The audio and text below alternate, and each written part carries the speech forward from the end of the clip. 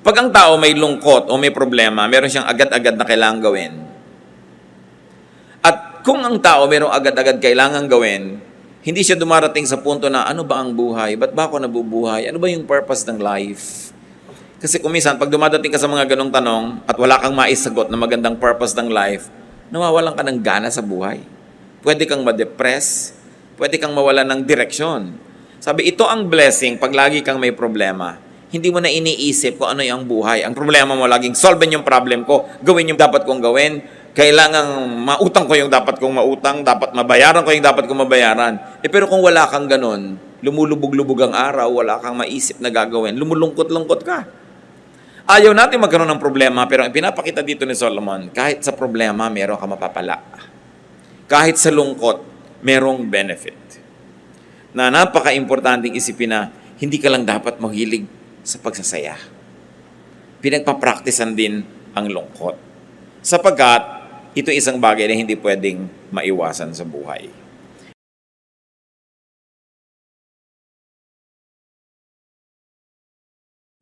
Indeed, the Lord is glorious. Our Father in heaven is fantastically wonderful. At lalong-lalo kung atin pong sinusuri at pinag-aaralan ang Biblia, marami tayong lalo nang nakikitang kaluwalhatian ng Diyos. We have been reading the book of Ecclesiastes for a while, and it has been a search of what's good in life. Ano nga ba talaga ang mabuti? At syempre, hindi lang mabuti, we also like to see what's better in life. And as we ponder more words from the teacher, we pray that the Lord will enable us to see what's not only good, but what's also better in life. Thank you, Father, for this privilege of worship, and thank you for the privilege of reading the Word, preserved through the generations, and useful and fruitful for all of us even now. We pray, Father, that you may enable us to see the wonder of your Word, open our eyes and ears to your wisdom, teach us, even as we ask you, Lord, to forgive us our sins, cleanse us from all our iniquities, enable us to enter your most holy presence, and dare to ask blessings from you. Kami, Panginoon, ay humihingi ng pagpapala, ng karunungan, ng pagtutuwid, pagpapalakas, pagpapagaling, pagpapatalino. Bigyan niyo po kami, Panginoon, ng kakayahan na mas makita ang ganda ng buhay at ibukas mo po ang aming mata sa kagandahan ito. Be our speaker, O God. Fill us with your Spirit. Enable us to read your mind, to touch your hand, and to be like you. Father, we ask you to protect us from evil, from all works of evil men and evil spirits. And we ask you, Father, give us serenity, calm in our hearts, and may your healing liberate us from physical, emotional, and spiritual infirmities. Thank you, Father, in the name of your Son, our teacher, the Lord Jesus Christ. So what's better in life? At maganda pa nga itanong, so what's best in life? Ecclesiastes 7:1-6. Solomon speaking. A good name is better than fine perfume, and the day of death is better than the day of birth. It is better to go to a house of mourning than to go to a house of feasting. For death is the destiny of every man. The living should take this to heart. Sorrow is better than laughter, because a sad face is good for the heart. The heart of the wise is in the house of mourning, but the heart of fools is in the house of pleasure. It is better to heed a wise man's rebuke than to listen to the song of fools. Like the crackling of thorns under the pot, so is the laughter of fools. This too is meaningless. In 6 verses, we are given a big load of wisdom. At itong thesis ito ni Solomon, meron sinasabi siyang, this is better than that. It doesn't have to be read as really literally better, but a poetic device to tell us that, well, you think there is something good here? Find something that is also very, very good, even in its opposite. So it's a dramatic way of looking at it and saying that it is better. So then, a good name is better than fine perfume. Tayo mga Pilipino, mahilig magpabango, mahilig maligo, mahilig sa cosmetic industry. Sabi, but a good name is better than that. At yun daw araw ng kamatayan, mabuti pa kuminsan sa araw ng kapanganakan. Parang ito yung mga pagbaligtad sa mga dati na nating inaakala o pinaniniwalaan, hindi para talaga baligtarin ito, kundi para ipakita sa atin na maging yung kabaligtaran ng akala natin maganda, may kagandahan pa rin. Mas mainam pa daw na pumunta sa mga bahay ng pagluluksa, sa mga lamayan, sa mga namatayan, kaysa sa pumunta sa mga party. Meron daw inam at kagandahan maging ang kalungkutan kaysa sa tawanan. At yun daw matatalino ay isinasali niya sa kanyang schedule. Yung pagpunta sa mga malulungkot na mga okasyon, hindi lang gusto niya laging sumaya, tumawa o malibang. At mas masarap daw yung pagtutuwid, yung kahit pintas sa'yo ng matalino kaysa papuri sa'yo ng isang wala namang alam. Mas dapat yan pinapahalagahan dahil ang tawa daw ng mga walang alam ay para lang tunog ng mga nasusunog na siit o mga tuyong kahoy. Sandali lang yon, tapos wala na. As we have said, better did not be read as literal better, but just for contrast, for dramatic effect. So what's better in life? According to the teacher, a good reputation. A good reputation in the end, up to the end, therefore a respectable life. So that is better than what might be considered good, but destroys the reputation. Agad-agad, sumasalungat yan sa popular belief. Yung mga iba, hindi bali ng pangit na reputasyon ko, basta yumaman ako, o basta sumikat ako, o basta magtagumpay ako. Pero sinasabi ni Solomon, a good reputation is good, is better even. What else? Good dosages of sorrow. Yung tamang-tamang timpla ng lungkot daw sa buhay, maganda yan. Parang sweet and sour, sumasarap, kesa sweet lang. No? Sorrow reminds us of our mortality. Ano ang napapala natin kung pumunta tayo sa libing, sa lamay, sa mga namamatay o naghihingalo? Nakakalungkot yon. Pero at least naaalala nating tayo man may appointment with death. And if that alone is the profit we get from looking at death in the eye and mourning with those who are bereaved, then that's already a profitable experience. To be reminded that we will not be in this body forever, therefore we should be ready to meet our God. We should be ready and willing and able to accomplish that which God has set before us. Dahil sabi sa Bible, that God has decided long ago what everyone should do in life. Binigyan niya tayo ng talino, binigyan ng kakayahan para ma-accomplish yung ganong mga bagay. Constant fun, according to Solomon, can give us an imbalanced view of life. Constant fun can render us unprepared for the inevitable, which is death, sorrow, and suffering. Nangyayari talaga yun sa buhay. So maganda, nakakapag-practice ang tao. Kaya daw yung mga bata na maganda, may mga pets, at kumisan yung mga pet nila nagkakasakit, kumisan namamatay pa, yung bata nagkakaroon siya ng education and practice kung paano ang isang mahal mo sa buhay ay magkasakit at maaaring mamatay. Na pagdating ng panahon na nangyari yun sa tao na mahal niya, na mas mabigat, mas masakit, meron siyang konting pagsasanay sa kalungkutan para hindi siya maitumba ng biglang dating ng ganitong mga uri ng problema. Sorrow offers inevitable hurdles and immediate goals. Pag ang tao may lungkot o may problema, meron siyang agad-agad na kailangang gawin. At kung ang tao mayroong agad-agad kailangang gawin, hindi siya dumarating sa punto na ano ba ang buhay? Ba't ba ako nabubuhay? Ano ba yung purpose ng life? Kasi kumisan, pag dumadating ka sa mga ganong tanong at wala kang maisagot na magandang purpose ng life, nawawalan ka ng gana sa buhay. Pwede kang ma-depress, pwede kang mawalan ng direksyon. Sabi, ito ang blessing pag lagi kang may problema. Hindi mo na iniisip kung ano yung buhay. Ang problema mo, laging solve yung problem ko, gawin yung dapat kong gawin, kailangang mautang ko yung dapat kong mautang, dapat mabayaran ko yung dapat kong mabayaran. Pero kung wala kang ganun, lumulubog-lubog ang araw, wala kang maisip na gagawin, lumulungkot-lungkot ka. Ayaw natin magkaroon ng problema, pero ang pinapakita dito ni Solomon, kahit sa problema, meron ka mapapala. Kahit sa lungkot, merong benefit. Na napaka-importanting isipin na hindi ka lang dapat maghilig sa pagsasaya. Pinagpapraktisan din ang lungkot. Sapagkat, ito isang bagay na hindi pwedeng maiwasan sa buhay. Ecclesiastes 7:7. Extortion turns a wise man into a fool, and a bribe corrupts the heart. Ito kasing Ecclesiastes, collection ng wisdom ito, kaya bigla-biglang kumakambyo, bigla-biglang naiiba yung topic, bigla-biglang may ibang ituturo, at yun ang ating pattern na sinusunod. Kaya kung saan tayo dali ng verse, doon naman tayo nagpupunta. What is better in life in this part of Ecclesiastes? Integrity. Integrity is better than whatever might give you benefit but will erode your integrity. To be above and beyond reproach. Yung meron kang delikadesa, meron kang self-respect, and people also respect you because you live in a respectable way.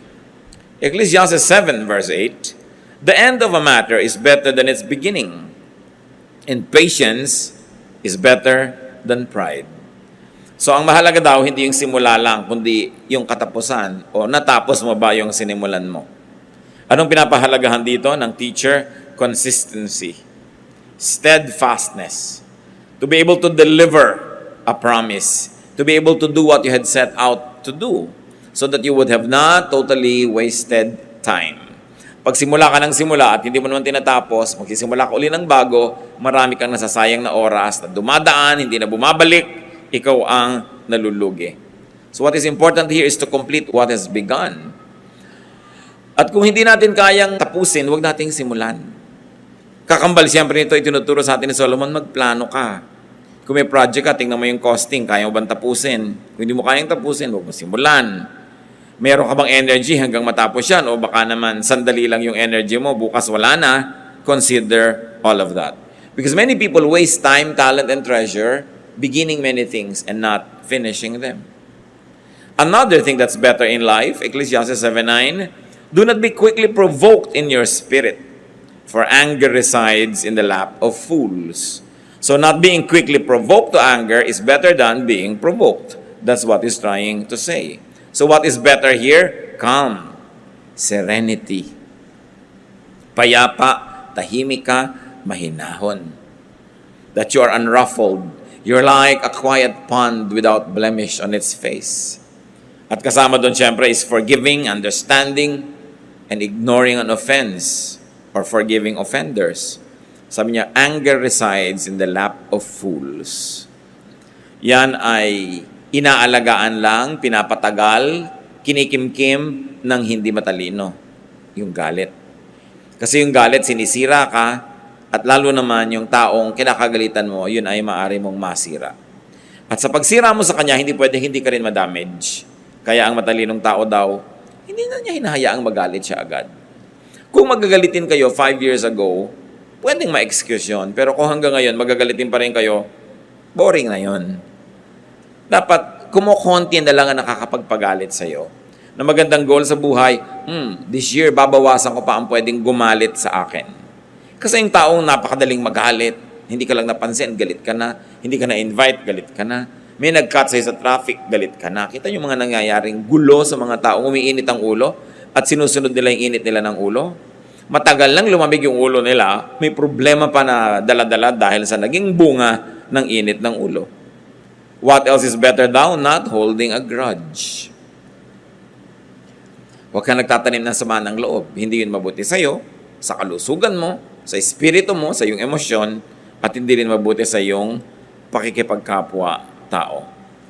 Ecclesiastes 7:10, do not say, why were the old days better than this? For it is not wise to ask such questions. Ganyan lang mga tao, lagi nilang the good old days, the good old days. Nung araw? Mabuti pa nung araw? Mabuti pa nung araw? Hindi naman totoo yun eh. Nung araw walang cellphone. No? Ang hirap tumawag. Lalo kung taga-baryo ka nun. Ka-tricycle ka pa patungo sa bayan, pipila ka pa sa RCPI. Ang dami-dami ninyo, bibigay mo yung tatawagan mo sa operator, tapos tatawagin ka, papasok ka doon sa parang aparador na booth. Nadidinig ka naman actually nung lahat ng tao doon, ano? Tapos, mamaya may nalimutan ka, pila ka na naman. Bago ka makatawag. Nung araw, kahit may telepono ka, may party line ka pa. Tapos walang dial doon. Ngayon, kahit ka nasa banyo, nagsiselfone ng tao. Napakaraming madali. Natatandaan nyo ba nung araw, pag tinuturo ko kayo ng dentista, hanggang daliri nyo ang taba ng karayom, ang sakit. Ngayon, meron pang pre-anesthesia, anesthesia. Ang ginawa ng buhay. Mga tao ngayon, bumibili pa ng mga mineral water. Walang ganyang gastos nung araw. So, ibig sabihin, may ginagastos. No? Kasi may pinagkakagastosan, may ginagastos, hindi katulad nung araw. Huwag good old days, good old days. Kasi pag sinabi nyo yon, lagi, lulungkot lang kayo. Dahil ang hinahabol nyo, yung tapos na. What Solomon is saying, it's better not to complain and not to compare the present unfavorably with the past. Do not keep on finding faults with what it is. Because you will only become sad. It would diminish enjoyment. It would diminish your appreciation of the here and now, and then you'll only be sadder. Dapat bilangin mo yung mga blessings mo. Sit down and count your blessings. Kung kayo nung araw ay nagtatype, pag nagkamali kayo, lalo may carbon paper, 5-6 na kopya yon, i-snowpickin mo isa-isa. Pagkatapos uulit-ulitin mo. Nung araw, pagka nag-layout ka ng magazine, ginugupit mo talaga yung papel, talagang cut, paste, literal, no? Ang dali-dali ng buhay ngayon, maraming comforts. At saka sobrang nade-democratize. The comforts you have, for instance, in texting, kahit kabalot vendor, not even the Caesars of Rome had them. No? At kumisan, kung nakaka-afford ka kahit konting air conditioning, not even the emperors of Rome or the pharaohs of Egypt were able to air condition their bedroom. Maraming dapat ipagpasalamat ang tao. Ngayon, yung may nalulun ka na kung ano, nung araw, iintay mo na lang mamatay ka. Ngayon, opera ka, natatanggal yung nilulun mo. Kaya nung araw, matagal ang yung naghihingalo. Yung mga lola ko, naghihingalo, 3, 4, 5 days. Yan ang kwento ng mga tao. Paano? Talaga inaantay nung may sakit na mamatay siya. Pero ngayon, ginagawan mo yan ng paraan. Sabi ni Solomon, don't always say the good old days were better. Nababawasan ang appreciation mo sa improvement ng humanidad at sa blessing ng tao sa ating kabihasnan, sa blessing ng Diyos sa tao. Ecclesiastes 7:11-12, wisdom, like an inheritance, is a good thing and benefits those who see the sun. Wisdom is a shelter as money is a shelter. But the advantage of knowledge is this: the wisdom preserves the life of its possessor. So may dalawang shelter na sinabi dito, wisdom and money. Hindi sinasabing walang kwentang shelter ang money. Maraming nagagawa ang money, so you make a lot of money.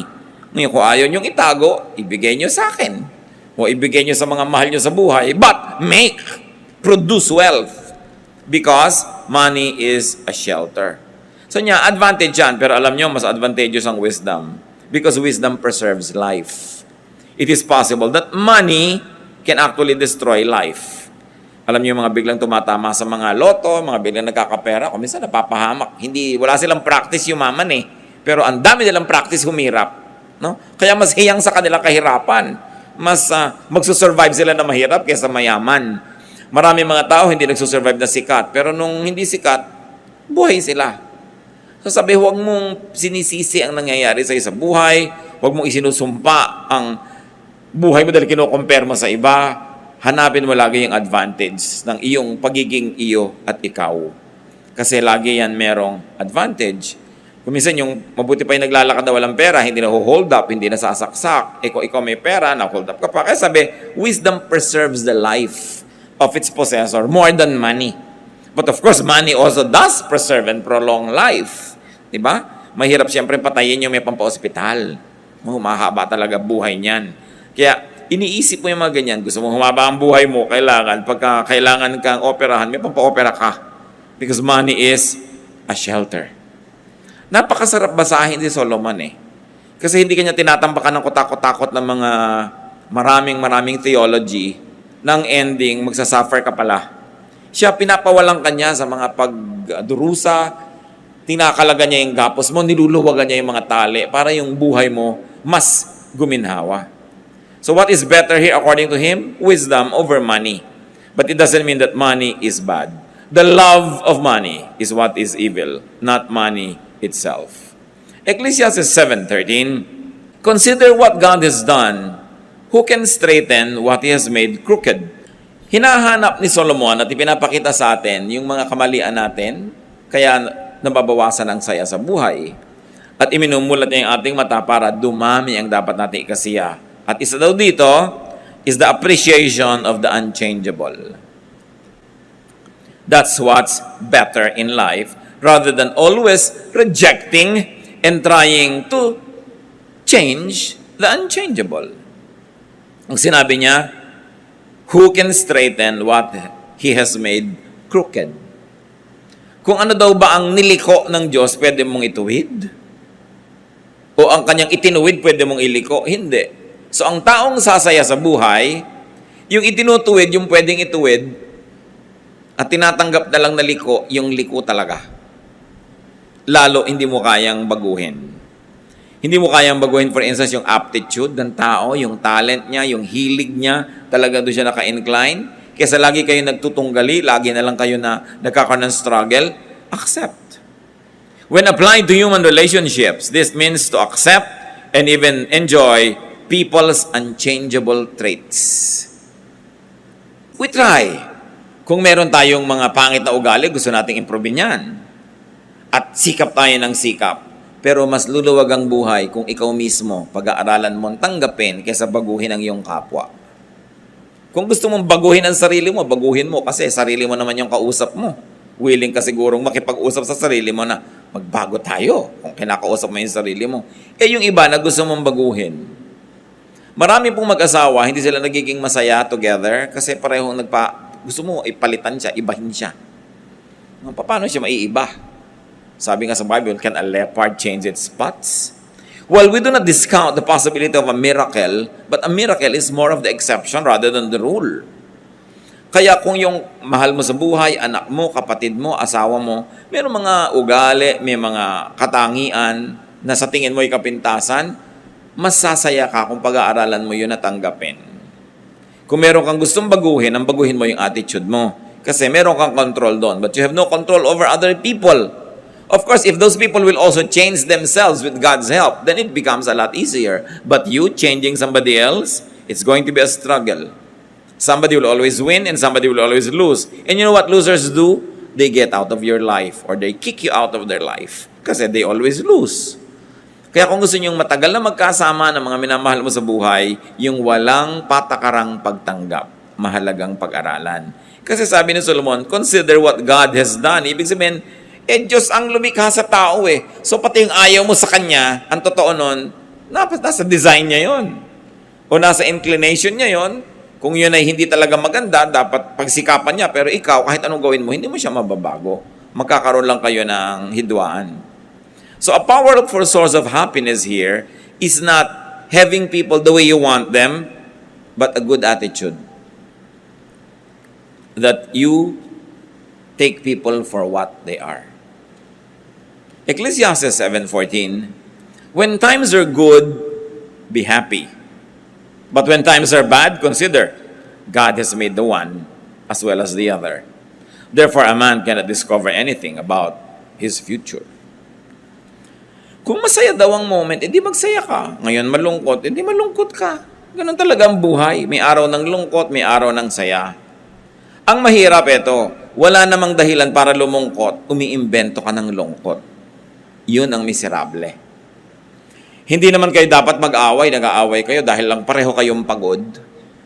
Tapos mamaya, pasensya ka na, pagod kasi ko. So pag pagod pala, okay lang mang-away. No? Hindi kailangan, pinapasama mo lang yung sitwasyon. Pag masaya ang okasyon, magsaya ka. Alam nyo kapatid kung bakit?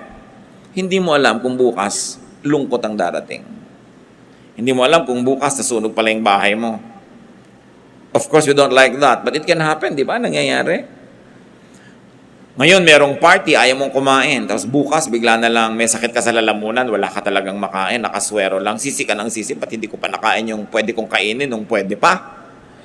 Kaya kailangan, kung maganda yung panahon, yan, samantalahin mo. Parang sinasabi, o umaaraw pala, o di, yan, magkula ka, maglaba ka, maglakad ka, mamasyal ka. Kasi may mga time na bumabagyo, hindi pwede yun eh. Ngayon, yung wala namang bagyo, nagkukulong ka sa bahay. Pagdating ng bagyo ngayon, nagsisisi ka, ba't ba hindi ako nakalabas-labas nun? Ang practical ni Solomon, ang sarap-sarap niyang kasama. Ang sarap-sarap niyang teacher, buti na lang siya yung the teacher, Ecclesiastes. Ibig sabihin, the teacher. It was derived from that root word. Pag siya yung teacher, hindi kanya puro tinatambak ka ng pagdurusa at hirap. No? Sinasabi niya sa inyo, etong gawin mo. At huwag niyong tatawaran si Solomon, siya ang pinakamatalinong tao. Siya ang binigyan ng Diyos ng superior na katalinuhan, kaya dapat natin siya pakinggan. More than some religious leaders. No? More than some preachers na ang lagi nilang gino-glorify is suffering. Puro na lamang na magdusa ka, magtiis ka, huwag kang kumain, mag-fasting ka. But there's nothing wrong with that. But sabi ni Solomon, for everything there is a season, a time for every matter under heaven.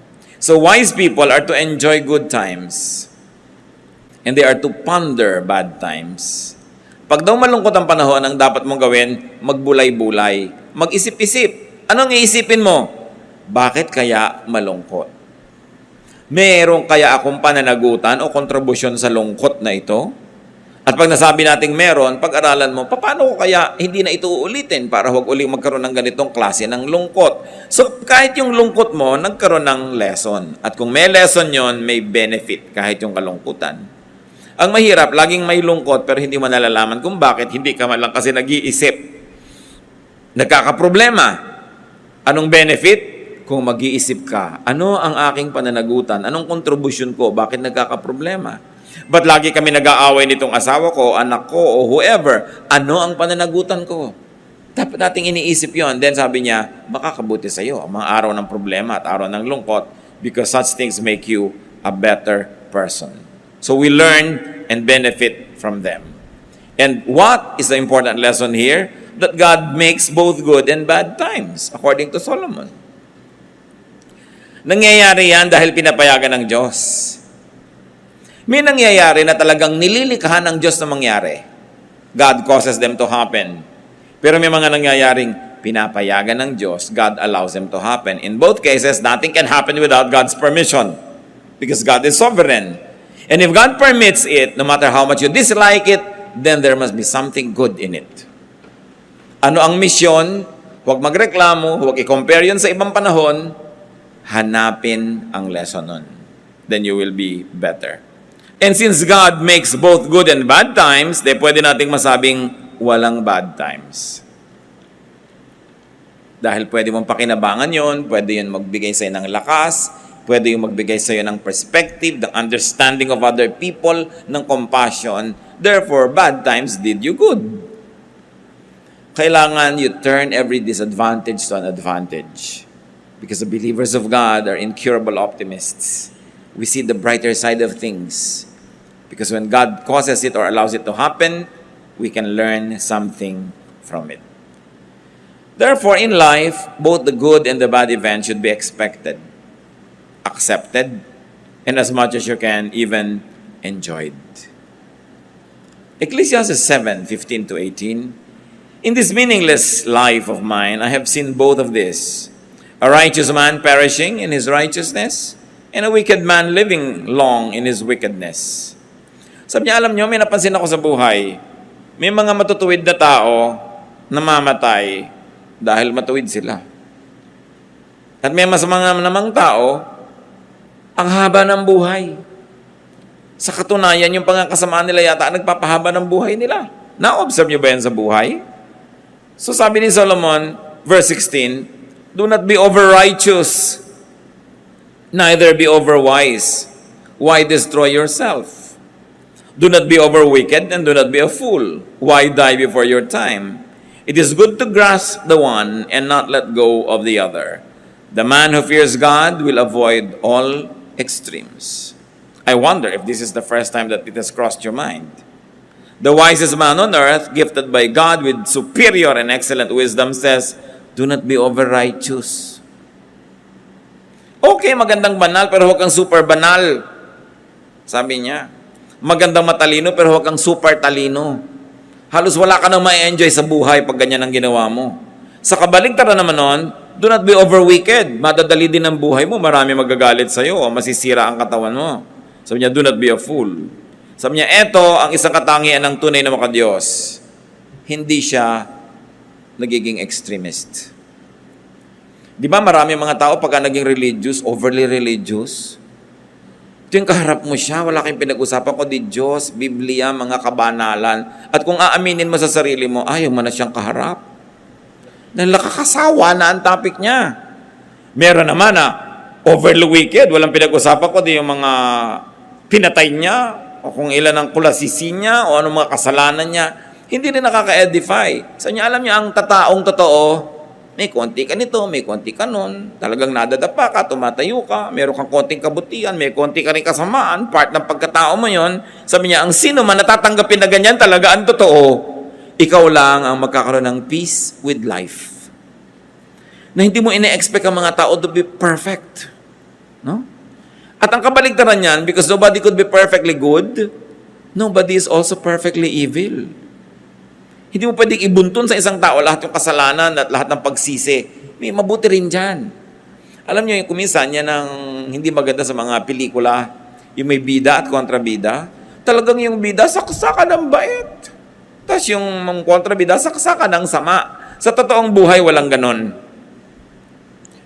Inside everybody, there's some bad and there's some good. And what God likes us is to develop the good so that it becomes better. And to develop the bad so that it becomes good. But this is one thing with God.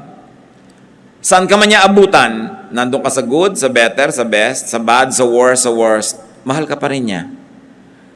And God is great at restoring people. Kung ang taas-taas ng espiritualidad mo, mahal na mahal ka ng Diyos, bumagsak ka, nandito ka, magdasal ka sa Kanya, lumapit ka, andito pa rin siya. Nasamahan ka niya, aakayin ka niya uli, umakyat. Kahit saan ka naroon, abot ka ng Diyos. Kaya dapat ganun din ang attitude natin sa mga tao. Kahit man sila naroon, inaabot natin. Kung ano man ang level ng kanila espiritualidad, ng mga religiosity, intellect, we reach out to them because that's the example given to us by God. Huwag tayong maging overly good. Meron kasing judgmentalism that goes with exaggerated goodness. That you no longer are able to tolerate those who are not as good as you. Kaya ang nangyayari nun, nagiging bad ka na rin because judgmentalism, self-righteousness are both considered to be bad attitudes and behavior. Ano pa mga ironies po ang na-observe ng teacher? Tulad ng binagit natin, that good people could die in spite of and sometimes because of their righteousness. Nakikita niyo yung mga sineselebrate nating heroes? Dahil napaka-righteous, nagligtas ng maraming buhay, nalunod tuloy siya. So, hindi natin sinasabing mali ang ginawa niya, pero ang ikinamatay niya, hindi dahil sa kasamaan, sa kabutihan. Di ba? So, kung gagawin mo yung kabutihan at ikinamatay mo yung pagiging mabuti, huwag mo sisihin ng Diyos. Kasi wala siyang ipinangako na pag gumagawa ka ng mabuti, lalo kang mapapabuti. Kumisan nga, napasama pa yung kalagayan mo dahil gumawa ka ng mabuti eh. Nakita niyo sa ating pamahalaan yun, nagbibisto ng mga corrupt, sila nakukulong. Hindi natin sasabing maling ginagawa niya, pero pag gumagawa ka ng mabuti, don't expect na laging magiging mabuti ang bunga. Tapos yung mga gumagawa ng masama, yumaman, nagkaroon ng ganito, nagkaroon ng ganyan, nagsinungaling, nagbribe ng huwes, nakalaya. Sabi, hindi lahat ng gumagawa rin ng mali, napaparusahan. Ano ang ibig sabihin dito, Solomon? Huwag niyong hanapin ang hustisya ng Diyos na makita niyo buong buo dito sa buhay na ito, this side of eternity. That's why the Bible is full of teachings about God's justice, especially in eternity. That God keeps account of what everyone does. So that if human justice fails, there is divine justice that will never fail. Tatandaan natin na nung nilikha ng Diyos ang tao, ibinig niya kay Adan at kay Eva ang management of creation. So dapat ang creation, ang mga creatures, ang mga hayop, ang kalikasan, at maging ang mga kapwa-tao, dapat i-manage mo mabuti the way God would manage if He was the manager Himself. Pero dahil lumayo ang tao sa kabutihan, kaluwalhatian ng Diyos, kaya maraming imperfections, maraming injustices. Hindi yun kasalanan ng Diyos. Pero ang alam natin, itutuwid yun ng Diyos. Kung hindi man yan, maituwid lahat is part of life in the next. At yan ang pinanghahawakan natin na katarungan ng Diyos. Kaya ang ganda ng Tagalog sa gobyerno, pamahalaan. Alam niyo yung root word ng pamamahalaan is pamamahala or pagiging bahala. At pinaniniwalaan ng maraming scholar na ito'y nagmumula yung bahala sa word na bathala. So ano yung pamahalaan? Yun ang pag-manage ng kalikasan, ng kapwa-tao, ng lakas, ng kayamanan, the way Bathala himself would if he was governing. Kaya ang linis ng word pamahalaan, which is pamathalaan, pamamahala, hindi lang basta gobyerno, which is of course a Spanish word. Ang ganda ng pinagmumulan that governance must come from divine will and must be under and put under divine control. Ngayon, may corruption kasi hindi yun ang ginagawa ng mga tao. So, sa biglang tingin, parang yung mga unrighteous are rewarded. Okay, magulat. Nangyayari talaga yun sa mundo. Pero sabi, hindi naman lagi magiging ganyan. You will see all over the Bible that the justice of the Lord will never fail. That it will prevail. What's important is, when you face your divine God and judge, that you will pass the test. Totoo naman bad people can enjoy long lives. May kasabihan nga tayo, masamang damo, mahaba ang buhay. Totoo naman yung masamang damo, binubunot mo na, buhay na naman bukas. Bakit yung gulay, matapakan mo lang, patay? Ibig sabihin, pati ang kabutihan sa ating kapwa, dapat nating alagaan. Halimbawa, merong mabuting tao, huwag mo siyang pagsamantalahan. Kasi baka yung kabutihan niya, mapatay mo, madala siya, maging masama na rin siya. Ang daming ganun mabuti pero nadala, sumamatuloy. Therefore, dapat inaalagaan natin yung mabuti. Kasi yung mabuti, sensitive. Madali siyang mag-perish dito sa present world na wicked. Kaya kung may nakikita kang mabuting ugali ng isang tao, mahalin mo yun, inorish mo. May mapagbigay, bigyan mo rin siya. Hindi yung tanggap ka lang ng tanggap. Dahil mamaya makakahalata rin yan. So mawawala na yung pagiging mapagbigay niya. Marami mga tao sa first love, di ba bigay na bigay? Ang pag-ibig, ang pagsinta, katapatan, lahat-lahat. Pero nung nasaktan 1, 2, 3 times, ayaw na. Siya na yung nananakit, gumaganti na. Kaya dapat inaalagaan natin yung mabuti. Pag nakita mo, ang buti ng kapatid ko na ito, hindi ko siya aabusuhin. Ang bait-bait ng taong ito, susuklian ko rin ang kabaitan. Kasi pag ginawa natin yun, dadami yung kabaitan, dadami yung mabait. Pero, alam mo, madaling utuin yan, utangan mo. Sabi mo, madali yan, konti lang bola-bola. Pag ginanon mo, akala nyo ba, after 3 or 4 or 5, mas makakahalata rin yun. Mamaya, magiging maramot na rin. So, nasira natin kung ano yung mabuti. Dapat nating inaalagaan ang mabuti para dumami yun. So, ano ang advice ng teacher sa mga sobra, mga extremist? Don't self-destruct with excessive goodness, even badness, or foolishness. In other words, don't self-destruct with extreme behavior. Be moderate. Avoid extremes, even extreme goodness. Ecclesiastes 7:19, wisdom makes one wise man more powerful than 10 rulers in a city. So here, wisdom is equated with strength. And verse 20, there is not a righteous man on earth who does what is right and never sins. Bago pa sinabi sa book of Romans that everyone has sinned and falls short of the glory of God, sinabi na ni Solomon, wala naman talagang kahit mabait at mabuting tao na hindi nagkakamali. Anong application mga kapatid? Meron kayong mahal sa buhay na generally mabuti, tas nagkamali, patawarin. I-restore, turuan, pero huwag ipagdiinan, tapakan, kalimutan, kasi wala naman talagang perfectly righteous. Sobra naman na paghanapan natin ang ating kapwa ng perfection. Kahit sino siya, kahit ano siya. Sometimes we over-idealize our mothers. So hindi natin iniisip na pwede silang magkamali.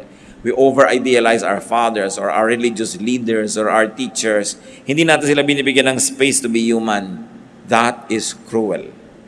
Kasi ang tao, kahit gaano kaganda ng performance niya, meron din niya na moments na hindi gano'n ang level ng kanyang galing. May moments na siya mahina, so dapat natin siyang bigyan ng ganong puwang. This implies that people should not try too hard to be over-righteous. Yung talagang, halimbawa, walang-wala sa mood mo. Halimbawa, kahit pa nga talagang antok ka na, pinipilit mo kuminsan mag-pray, sa umaga ka na tuloy nakaka-amen dahil nakakatulugan mo, no? Ubod ng habang prayer dahil magdamag. Pagising, amen. Haba. Pero yung pala, hindi naman talaga nag-pray. So, alam naman ng Diyos yun. So, huwag mo nang pilitin ang sarili mo. Sabi, Lord, bukas na lang po ako mag-pray. Antok na talaga ako. Ba't mo naman pipilitin? Sabi, may ganun talaga. Ngayon, kailan ka magpe-pray ng talagang thorough, mahaba? Di yung nung nasa mood ka, yung ganado ka talaga, may conviction ka. Kasi iba-iba naman yung klima everyday. Tulad din ng araw na masaya, huwag kang maglungkot kasi araw yan ang saya. So may mga moments na talagang very spiritual yung feeling mo. Doon mo samantalahin kasi may mga moments hindi ganun lagi. So doon sa mga moments na nagsasaya ka, nagdadasal ka, ang ganda ng fellowship mo sa Lord, parang bangko, nakakapag-deposit ka. Dumadating yung time na tigang na tigang ka sa espiritu, may mai-withdraw ka man lang dahil may pinagbubunutan ka ng goodwill between you and God. So respect the times and the seasons. People should accept other people's imperfections. Don't expect too much from yourself and from others. In other words, relax. Sabi nga nila sa Hawaii, hang loose. Relax ka lang. Huwag ka masyadong serious sa buhay kasi hindi naman laging nakakasolve ng problema yung pagiging serious. Kadalasan, nagdadagdag pa yan.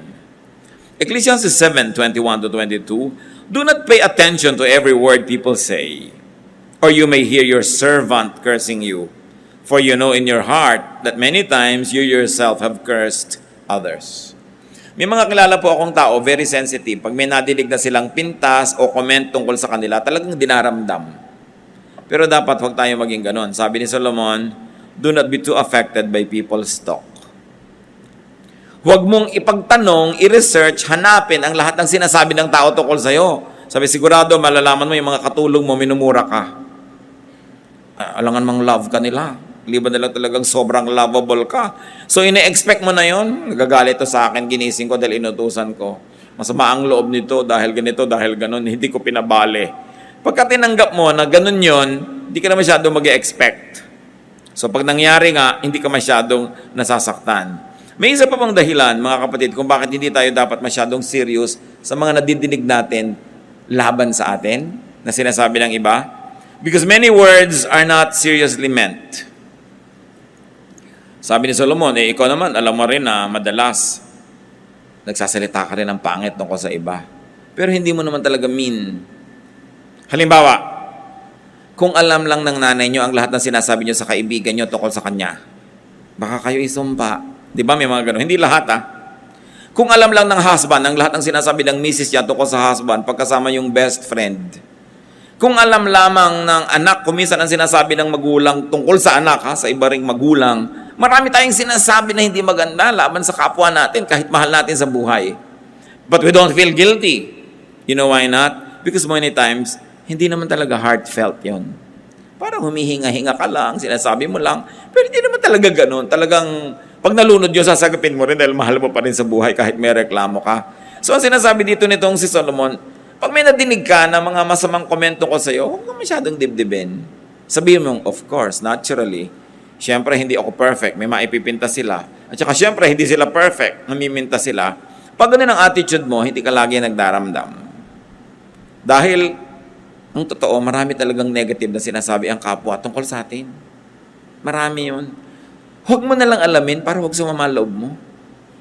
At kung gusto mong alamin mo lang dahil gusto mong suriin kung totoo ba o hindi at kung totoo, paano ako magbabago para mawala yung sinasabi nila dahil in-improve ko yung ugali ko. Then again, it becomes beneficial. Sa simula lang masakit, pero meron kang napapala pagkatapos. Many words are not really seriously meant. And we know that because many times we also talk senselessly. No? Nagsasalita tayo ng mga, paminsan masakit pala pagka nadinig ng iba pero hindi naman natin talaga mean. Of course, the good thing is to always control our tongue. But you know, na yung tongue, mas madali mo pang kontrolin kuminsan ng hito, no? Na nagpupumiglas. Kahit pukpukin mo yung dalag, buhay pa rin. Mahirap pa hulihin at habulin pag nakatalon. Mas malala yung dila doon. So, isang binibigay dito sa atin ng Solomon na kapayapaan is, tanggapin mo na rin na talaga madaldal ka. Yung talagang kuminsan, yung katinang dila, masarap kamutin. No? Yung masarap magchismis. Kasi kung lagi kang, masama ang ginagawa ko, pero lagi mo lang ginagawa, nahahati ka masyado, naguguluhan ka. Pero pag sabi mo, it's part of my imperfection. I will do my best, by God's grace. Pero kung sakaling nangyari na uli, ayan na naman ako, may human nature. Hindi tayo tinuturoan ni Solomon na maging pabaya sa high moral standards. Hindi niya tayo tinuturoan na maging konsentidor sa mga sarili nating pagkakamali. Ang itinuturo lang niya sa atin, tao ka, tanggapin mo na tao ka. Tinatanggap ka ng Diyos na tao ka. Pero hindi ibig sabihin, kinukonsente ng Diyos na laging ganyan ka na lang. Mag-improve ka. Pero kung hindi ka pa nag-i-improve, keep improving, pero be at peace with yourself. It also follows that you must be at peace with others. And where is peace premised? Acceptance of what is true about you and what is true about others. And the moment you accept what is ugly but truthful about yourself, the more you will love God because God loves you in spite of. And the more you will appreciate God because God never gives up on us. Pero wag ka na lagi nakikipagtunggali sa sarili. Yung pagmamahal at pagtanggap sa sarili is also an act of godliness. Why? Because God created you. Kung minsan akala mo kapintasan yun, pero sa tingin ng Diyos, hindi pala. Kailangan mahanap mo kung ano yung strength ng what you might perceive to be a weakness. Verses 23 to 25. All this I tested by wisdom, and I said, I am determined to be wise, but this was beyond me. Whatever wisdom may be, it is far off and most profound. Who can discover it? So I turned my mind to understand, to investigate and search out wisdom in the scheme of things, and to understand the stupidity of wickedness and the madness of folly. So the teacher tried to study and make sense of life. Did he find any sense? Verses 26 to 29. So I find more bitter than death the woman who is a snare, whose heart is a trap, and whose hands are chains. Yung mga nagbabasa nito, lalo yung sexist naman ni Solomon. The man who pleases God will escape her, but the sinner she will ensnare. Look, says the teacher, this is what I have discovered. Adding one thing to another to discover the scheme of things. While I was still searching but not finding, I found one upright man among 1,000, but not one upright woman among them all. This only have I found. God made mankind upright, but men have gone in search of many schemes. Maraming mga babaeng naguguluhan dito, at mga lalaki rin naman. But sinabi ni Solomon, first of all, read this as it is. Do not fault Solomon or apologize for him. He is a product of his time. No? May mga context talaga ang paningin nila nun sa mga gender. But, I have a suggestion on how to read bad woman. Sabi niya, ang pinakamalalang mangyari ay yung meron ka maengkwentrong bad woman. Sabi niya, yung bad woman, wala kang pag-asa. Pagkaya nang dumating sa iyong buhay. Sabi niya, talo ka, sira ka. I propose it to be read this way. That Solomon being a man, for him a man means one's strength. But for him, a woman is probably one's weakness. Weakness si Solomon, women eh. Alam niya naman yun, di ba? Na libo-libo yung mga asawa niya. Dami-dami talaga. Yun ang weakness niya. At sinasabi ng maraming mga propeta ng kanyang panahon, naging dahilan ng pagbaba ng kanyang status with God. So pag sinasabi niyang, yung woman, ang curse sa buhay, yan ang problema, he could mean that one's weakness is a trap. Like a woman is a trap to a man whose weakness is a woman. That one's weakness, whatever that is, a man, a woman, a child, vice, drugs, one's weakness is a trap. And one's weakness must be avoided and would be avoided only by strict obedience to God. May weakness kasi Solomon, women. In matters not concerned with man's weakness, there is a possibility of goodness, of success, and godliness. But it is impossible to be good when one submits to his weaknesses. Kasi sinabi niya, a good man you can find, but a woman you cannot find any. And I was reading it that way, and I said, it does not violate sound interpretation. Because a wise man like Solomon cannot possibly say na walang mabuting babae ni isa sa mundo. It could be a poetic way of comparing two things. People's weaknesses and desires twist their minds. Like a woman can twist the mind of a man na sobrang weakness yung woman na yun. So what is good? What is better? Continue to read Ecclesiastes. And it's nice to read alone. Ang ganda-ganda po pag bulay-bulayan yung Ecclesiastes. Really, it's my favorite book. Kung meron kang dalhin sa isang pulo na malalagay ka doon ng 5 years, walang alisan, take Ecclesiastes. No? Kahit mo siya ulit-ulitin na basahin, after 2 years or 3, meron ka na naman bagong makikita, not because the words change, but because you change. You are now more capable of seeing things than before. Kaya napakainan po. Ang challenge na ngayon natin, marami tayong lungkot, marami tayong hirap, marami tayong weaknesses, marami tayong reklamo, marami tayong kino-compare. Ano ang lesson na ibinibigay sa atin Solomon? Father, teach us humihingi kami, Panginoon, ng wisdom para itong pag-aaral namin huwag masayang. Maiuwi namin ang as much wisdom as possible at habang binagbubulay-bulayan namin at iniisip ito, lalong mag-ugat sa aming kamalayan na lalo naming maintindihan yung practical application. Sa ilang saglit, magbulay-bulay tayo mga kapatid sa major points that the Spirit of God has touched you on na ipinapaalala sa atin na merong lesson from Ecclesiastes, from the Word of God given to Solomon. Consider such words